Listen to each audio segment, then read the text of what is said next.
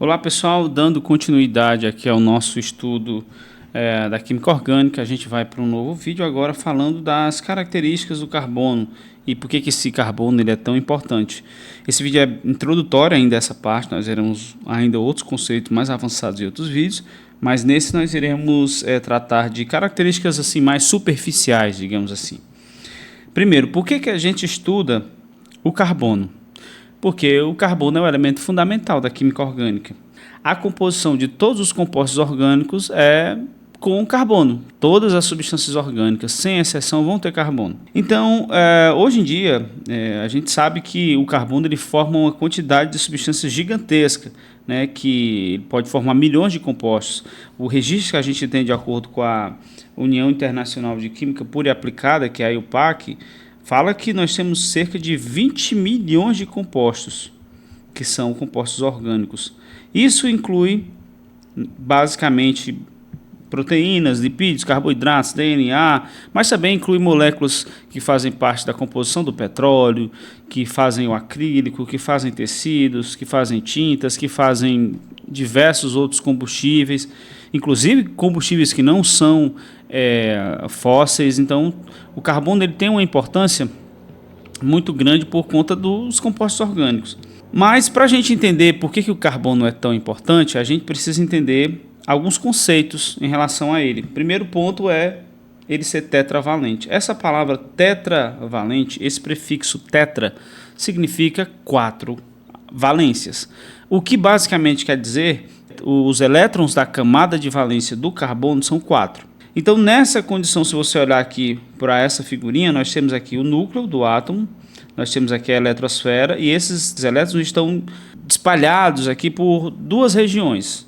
Essas duas regiões aqui, que a gente chama, são orbitais, são regiões onde o elétron vai orbitar. Então, nós temos essa primeira camada com 2 elétrons e nós temos essa segunda camada com 4 elétrons. Nessa segunda camada, que é a chamada camada de valência, é que estão os elétrons que fazem com que o carbono seja tetravalente. Ou seja, esses 4 elétrons vão fazer com que o carbono se ligue com outros 4 elétrons de outros átomos para adquirir estabilidade. Na verdade, existe uma teoria chamada teoria do octeto,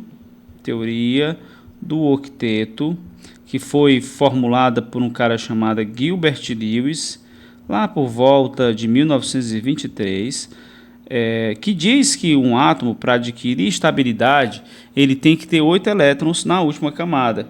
No caso do carbono, na sua última camada, que a gente chama também de camada de valência, se ele já tem 4, ele precisaria de mais 4 elétrons. Então teria que vir mais um elétron para cá, outro para cá, outro para cá, outro para cá, para essa segunda camada, que é a camada de valência.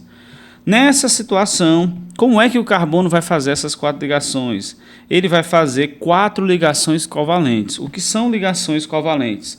São ligações em que o átomo vai colocar um dos seus elétrons, juntar com o elétron de outro átomo e vai começar a compartilhar.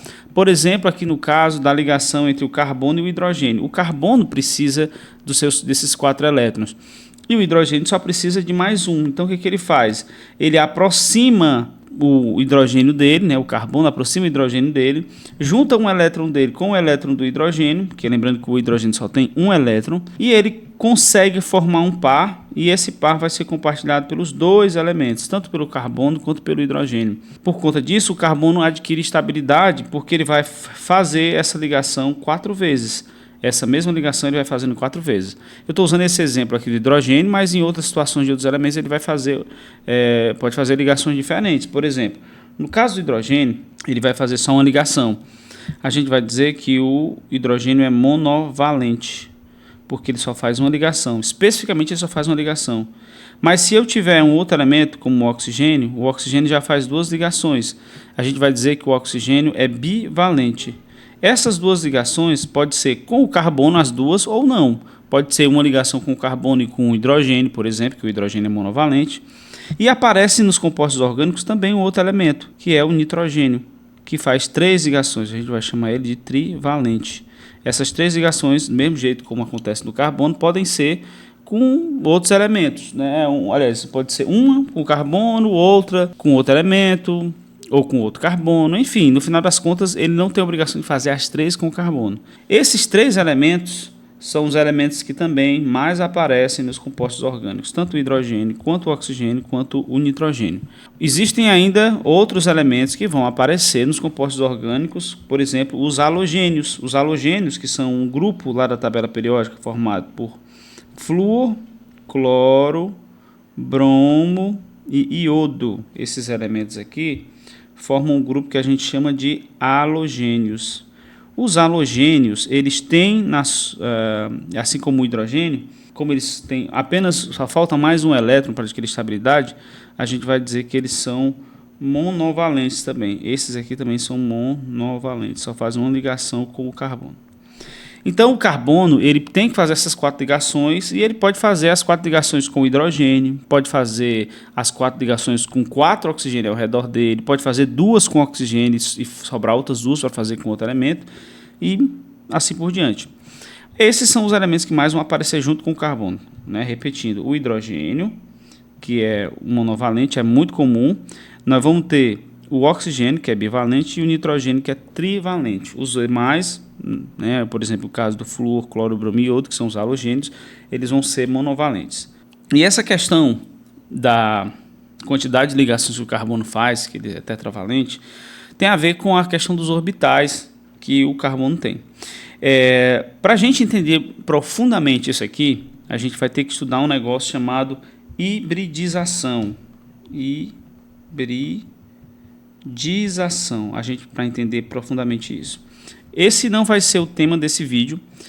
Você pode comentar aí, você pode colocar seu comentário e pedir para fazer um vídeo especificamente sobre isso.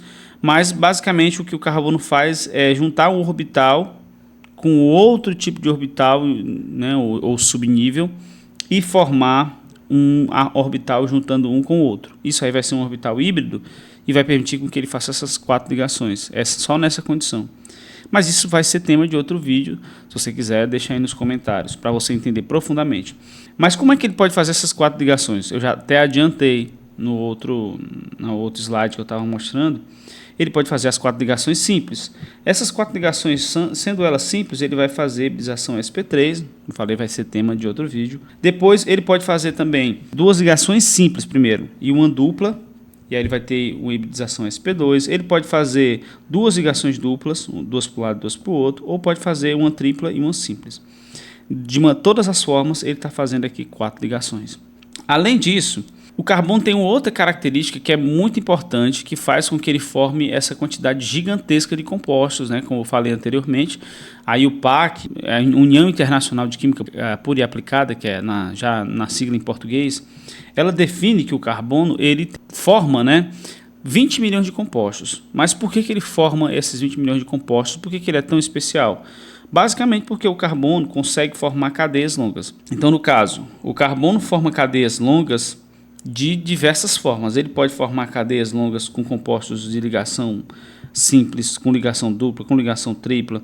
Ele pode formar cadeias longas, sendo cadeias abertas, né, por exemplo, essa cadeia aqui que é uma cadeia aberta, ou pode ter compostos mistos, enfim, são muitas possibilidades, compostos ramificados, cíclicos, né, só para explicar, nós vamos falar o que são cadeias ramificadas, mas para você entender aqui, ó, isso aqui é uma ramificação, tá certo? Por que é uma ramificação? Porque aqui tem uma cadeia principal e que estiver fora dela como se fosse galhos de uma árvore, mas enfim, isso aí é tema para outro vídeo. Então, outra característica muito importante do carbono é ele fazer cadeias longas, por isso que ele consegue formar compostos muito diversos, uma quantidade muito grande.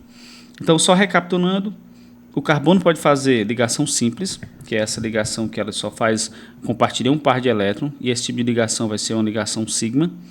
Ele pode fazer uma ligação dupla, que ele vai ter uma ligação sigma e, ao mesmo tempo, uma ligação pi, de orbitais pi, um com o outro. Ele pode fazer uma ligação tripla, onde ele tem uma ligação sigma e 2 pi, 2 orbitais do tipo π compartilhando.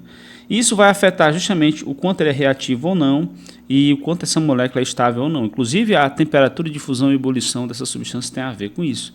A gente vai ver quando a gente for estudar as propriedades dos compostos orgânicos. Nesse vídeo, basicamente, a gente só falou de forma bem generalizada sobre essas características do carbono. nos próximos vídeos a gente vai introduzir um pouco mais e trazer mais características, né, ou complementar as informações desse vídeo. Se você quiser continuar ligado nessa série de vídeos, por favor, se inscreva no canal, deixe o like, divulgue para qualquer pessoa, compartilhe e também não esqueça de, se você quiser deixar um comentário, ajuda bastante. Se tem alguma dúvida, deixe nos comentários e tudo mais. Tudo de bom para você e até a próxima.